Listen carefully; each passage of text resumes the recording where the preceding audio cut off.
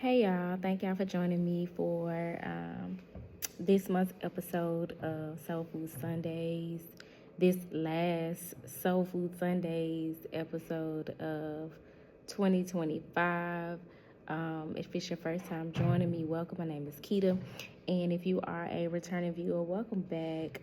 I am going to be bringing forth a channeled message that I've been sitting on it for a little minute because although I've been getting the downloads, I had not felt like turning on the camera. But something just hit me so profound that I had to share it. And so I'm coupling it with all the other channelings that I've gotten up to this point. So I'm subbing at a school, and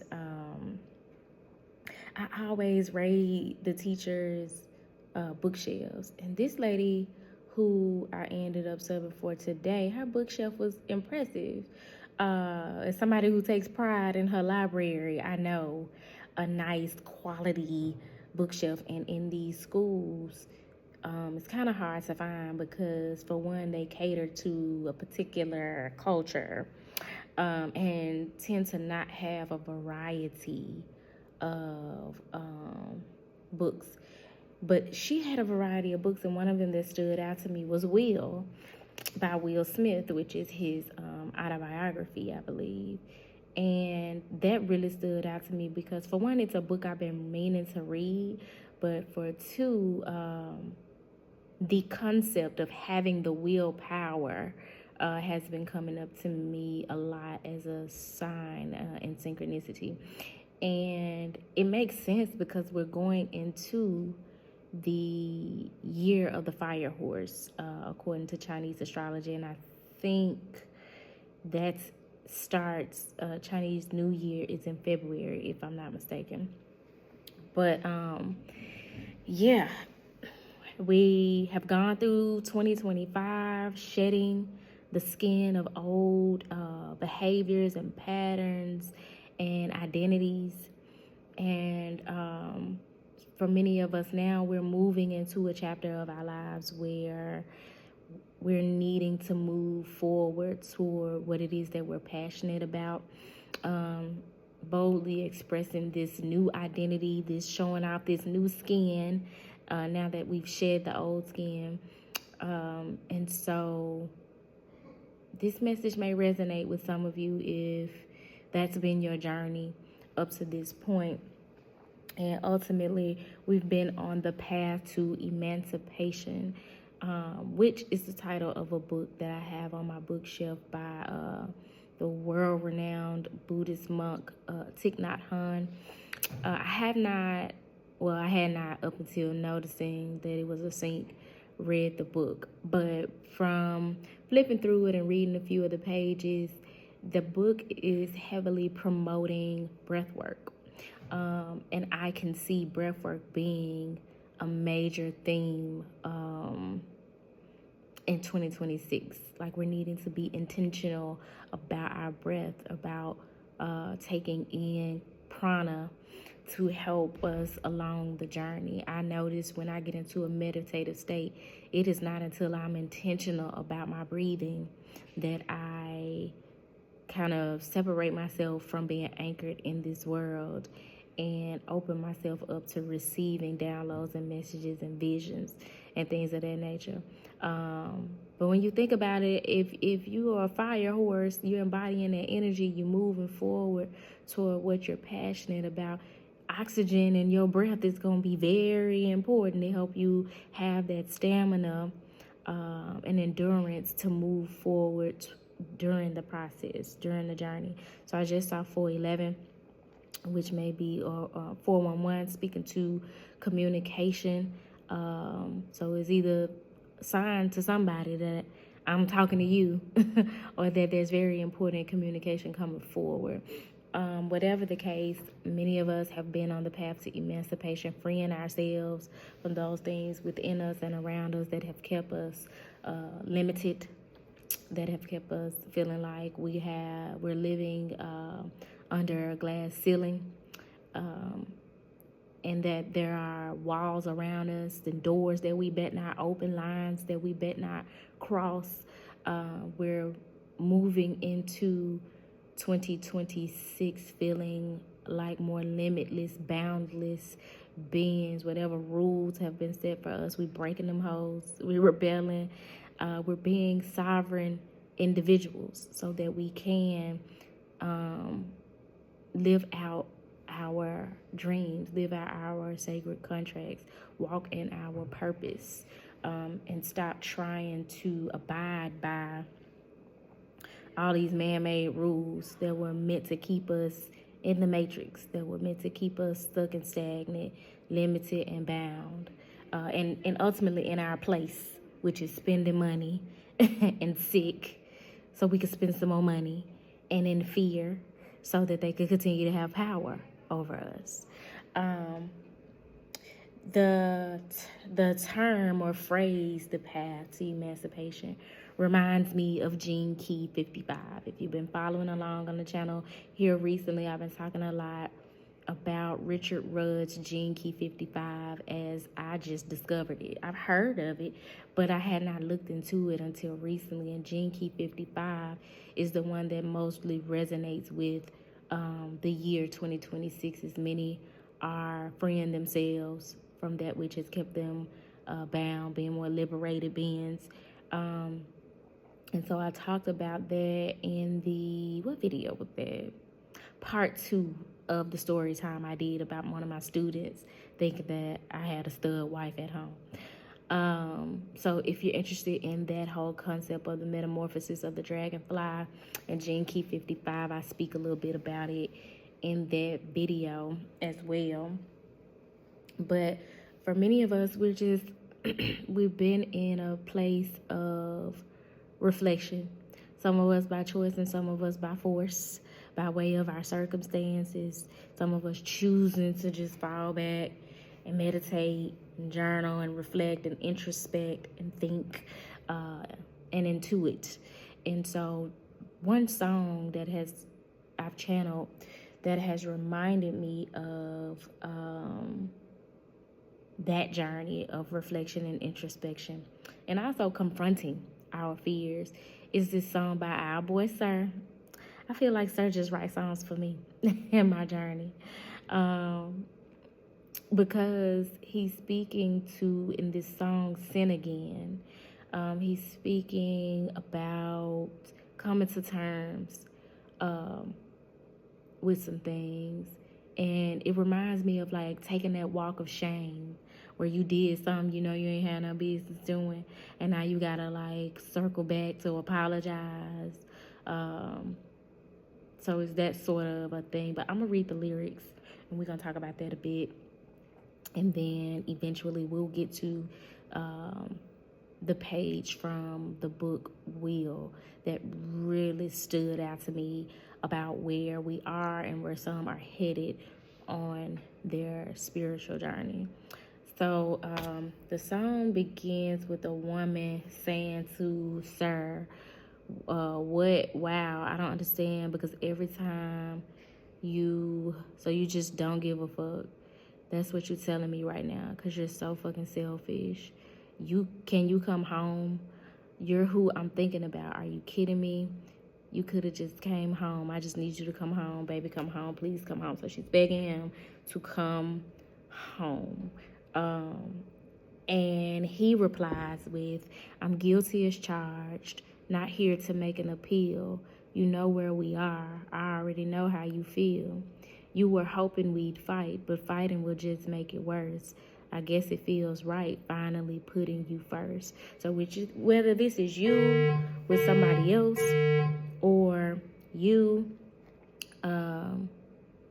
speaking to your inner masculine or inner feminine energy, this is somebody finally putting that which they value first, putting home, or who or what they consider to be home, safety, security, stability, putting that first. And I just saw 911 when I started talking about this, because that's that energy of Archangel Michael coming to clear out that which no longer serves, with truth, with the pure lightning of the truth. That energy also resonates with the energy of Shango in the African traditional religions, the Yoruban cosmology, or Ifa, if you resonate with that, the Orisha Shango is a warrior, and he's represented with an axe and lightning, because it's like having lightning strike in your life where you realize who and what you value and putting that first,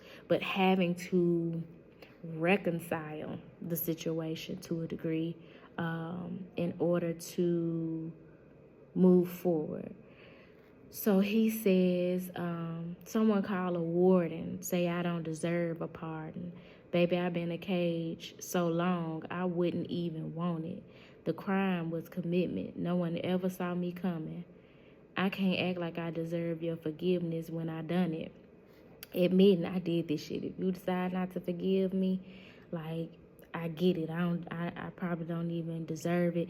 And then having to face feeling undeserving, unworthy about things, whatever was done in ignorance or negligence or both. But someone call a warden, say I don't deserve a pardon. That part there just makes me think about how, like, being held accountable and feeling like there's some punishment for whatever action has been taken in your life. Like, know that in this next chapter, all is forgiven. If you calling back everything that the locust has stolen, like, karma gonna do what karma do. You know what I'm saying? But as far as counting on another motherfucker to decide your fate, so to speak, like, nah. Baby, I've been in the cage so long, I wouldn't even want it. The crime was commitment. No one ever saw me coming. I can't act like I deserve your forgiveness when I done it. Maybe this is just my way of saying that I love you. And even if I wasn't, I'm always thinking of you. Solitary as confinement, but that's just what it came to.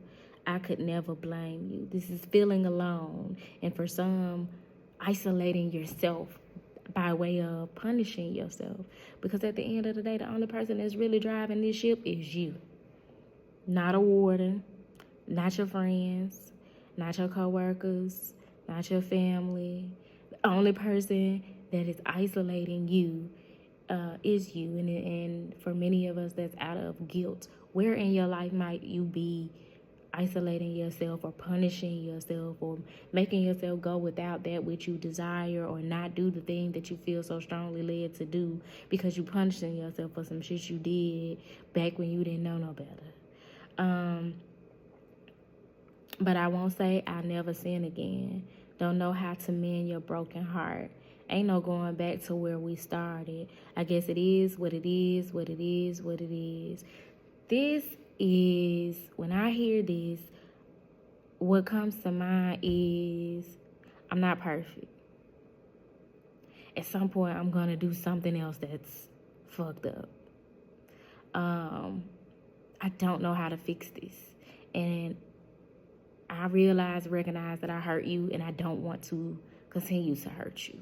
I want to mend this, right? I want to reconcile, but I can't change what I did. For some of y'all, that's the conversation you need to have with your motherfucking self.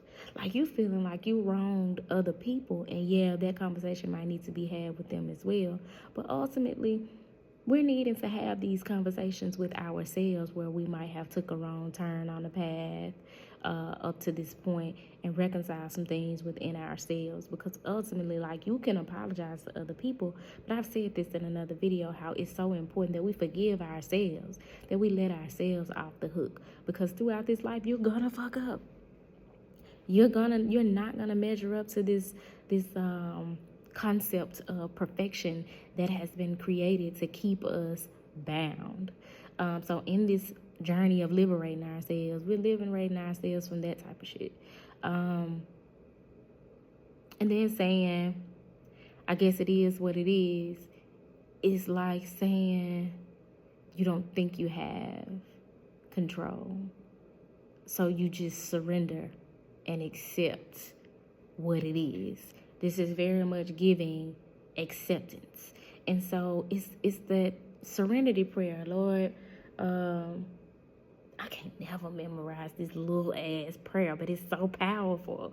Give me the wisdom to know the difference between what I can change and what I can't change, and give me the wisdom to know the difference, and then to accept what I can and can't change, or some shit like that. But we need to be discerning to know what's within our wheelhouse, what's within our power, and what simply is not. And then we will come to realize that there are some barriers and boundaries that we've created. It wasn't even like a real obstacle.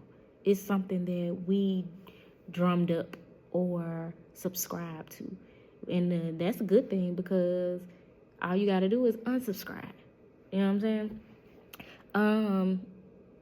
So it's just like, shit, if I say something out here that y'all don't like and y'all tired of hearing me talking, all you gotta do is unsubscribe.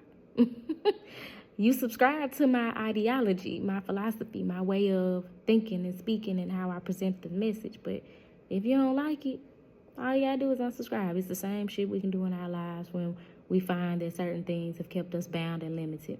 We can just unsubscribe to the idea of it and be free and do what the fuck we want to do. But the lyrics say, won't be getting visitation for my good behavior. Just forget the deposition. I was never trying to save her. Testifying didn't make the situation better. I just need her to remember she was happy when I met her. See, I'm afraid she would stay if I let her. And I'm afraid she'll get better if I leave her. I can admit this isn't how I want to treat her. All I want to tell her is that I need her. Confession.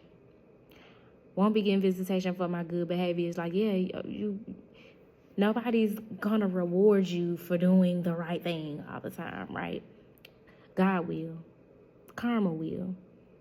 People speak about karma being bad and how when karma spin the block and karma's a bitch and all that. But karma can be good too. It's just depending on what you put out there, right? So if you put good out there, good is coming to you. Just forget the deposition. I was never trying to save her. Testifying didn't make the situation better. I just need her to remember she was happy when I met her. To me, that speaks to like not wanting somebody to depend on you for their happiness, to be independent and not codependent, and emotionally mature and emotionally intelligent, and understanding that, again, I'm a fuck up sometimes. I'm an imperfect being. But guess what? Whoever on the other side of this coin, they are too. And they gonna piss you off sometimes.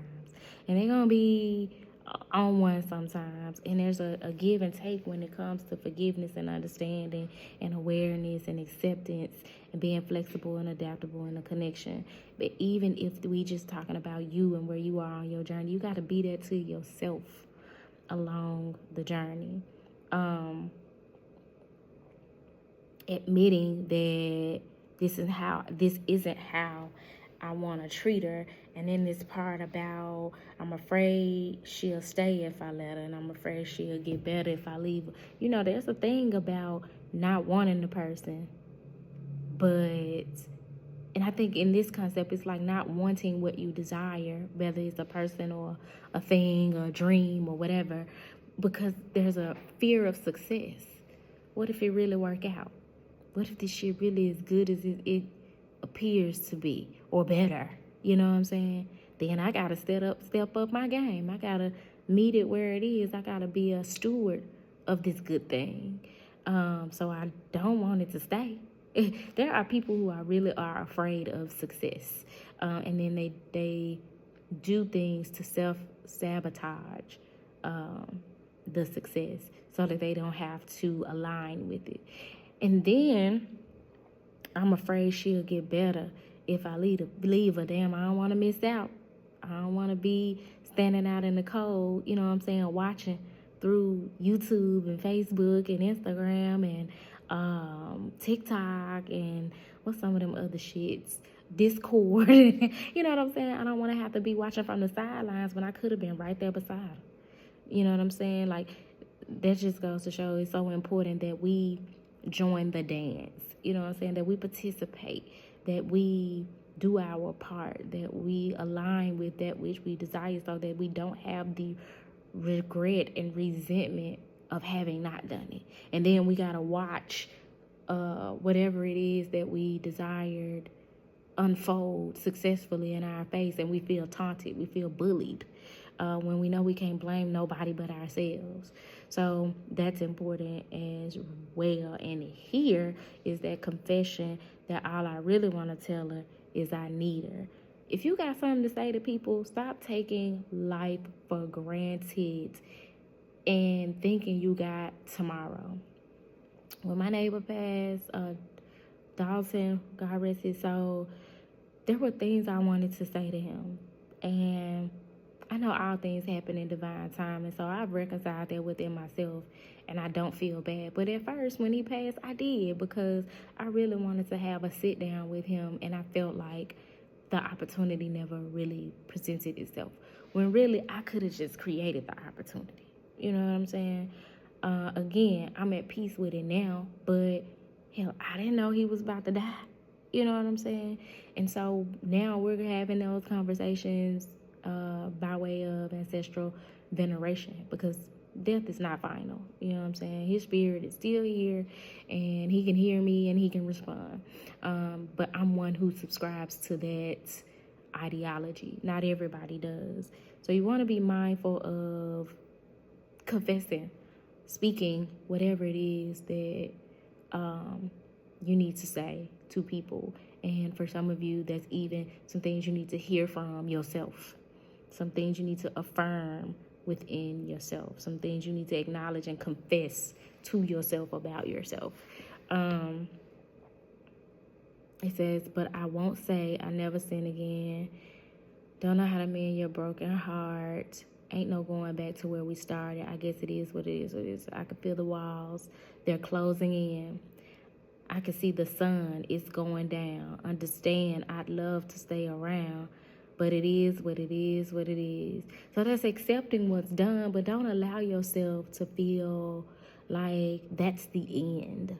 And that's what leads me to this message from Will Smith's book. So this song by Sir, when I tell you this song has been in my head repeatedly, and I could be talking to people and I hear the song in my head, but it goes, but I never sin again, don't know how to mend your broken heart, ain't no going back to where we started.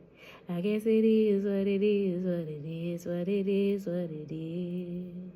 I can feel the walls, they're closing in. I can see the sun is going down. I understand enough to stay around. But it is what it is. I think I got that last part wrong. But anyway, that's the song. I just wanted to kind of jog in memory if you've heard it before. I think my tempo was a little slower than the actual song. But when I say that song be in my head repeatedly. But it talks about like it is what it is and accepting what it is. But now that you've accepted the truth of what it is, do something about it. And I love the way Will presents it, because for many of us, accepting it and doing something about it requires moving the fucking rock. Accepting that there is an opportunity that is being presented to you. And just like a fire horse, you're going to have to get moving to accept the opportunity, to align yourself with the opportunity, to move in the direction of the opportunity, and do it passionately, do it boldly. So I'm going to share with y'all, it's 2 pages, and it's from the chapter in the book called Alchemy. If you have not seen the book, the lady let me borrow it, so I'm going to take it back to her, but I'm also going to, I don't want the audio book. Something tells me I want to read this book, because from the this page that I turned to using Bibliomancy and the table of contents, I could tell this is like an activation. It's something I need to be actually visually looking at. But he starts off talking about the day that he auditioned for the role of the Fresh Prince of Bel-Air. God damn. I did a reading years ago about the Fresh Prince of Bel-Air. Oh, what was the name of that reading? I'm gonna have to put it on the community board, and I gotta go back and watch it. Shit. Okay, it's tied into this some kind of way, because this is a full circle moment. It says, get Will a copy of that Morris Day script, the one where we were working on, Quincy said, at first slowly and then painfully. I remember what my name was, Will. My father had given it to me, and since he wasn't here and nobody else was moving, so like he's surprised they even talking to him. Like he's surprised the opportunity even presenting itself to him. He had to remind himself that my name is Will. Something is calling y'all. It's calling your name. You specifically, your name. And it's like you sitting there or have found yourself at some point sitting there like, who you talking to? You presenting this opportunity to me? And part of it is because you have not felt worthy of it. You have not felt deserving of it, like Sir talked about in the song. But it says reality took hold. Quincy Jones was asking me to do an impromptu audition in front of some of the biggest icons, present and past, in all of entertainment, not to mention the top brass at the National Broadcasting Company, home to The Cosby Show, Cheers, The Golden Girls, L.A. Law, and Seinfeld. My knees buckled, couches were being moved, and someone handed me a script. I grabbed Quincy's arm, probably a little harder than was respectful. Quincy, no, wait, no, I can't do this now, I whispered in his ear. Quincy looked at me with an unflinching, tipsy joy. Y'all keep setting up, he ordered the room. I'm going to talk to Will in the library. So there's somebody like pulling you to the side to make sure that you don't miss the opportunity that you're being given, to give you a pep talk and being like, look, quit bullshitting. You gonna be fine. But this is not an opportunity that you want to sleep on. Yes, I'm presenting you this opportunity. Yes, you are worthy of it. Yes, you are deserving of it. I don't give a fuck about what happened back in Philly. I don't give a damn about what's going on in your rap career. This is where you're being led going forward. This is the next leg of the journey, should you take the opportunity.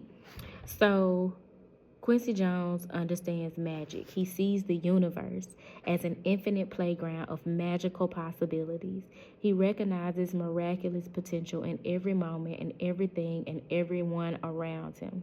His superpower is that he has learned to present himself to the universe as a lightning rod. I told y'all about that Shango lightning, placing himself perfectly to capture and conduct the ever-present, ever-recurring magical flashes of brilliance surrounding us all.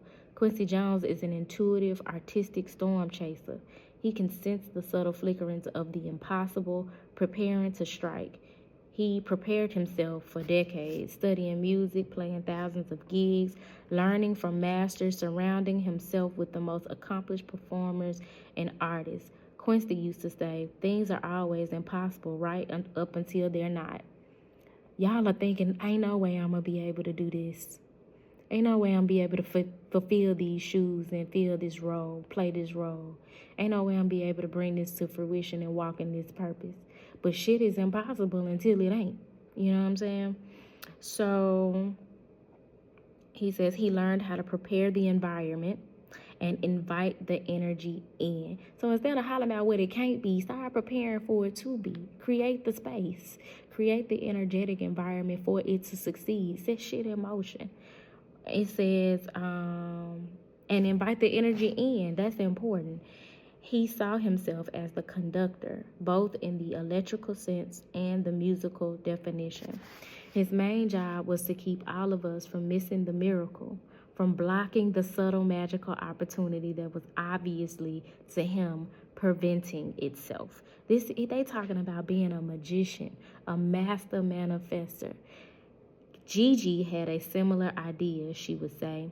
Don't block your blessings. When I tell you one of my favorite books is Don't Block Your Blessings by Patti LaBelle. It's her autobiography, similar to this one. I read it. I think I bought it for my mama when I was a little girl. It's like a Mother's Day gift or something, but I ended up reading it, and I love me some Patti LaBelle to this day because that book has so many little jewels in it. But it says, even though these possibilities are abundantly and perpetually flowing around us, we can miss them or, even worse, block or repel them. Gigi used to love to tell the Bible story of the death of Lazarus. Lazarus was a great friend of Jesus. So when he fell ill and died, word to Lazarus' sisters, Martha and Mary, were devastated. They had sent word to Jesus begging him to hurry.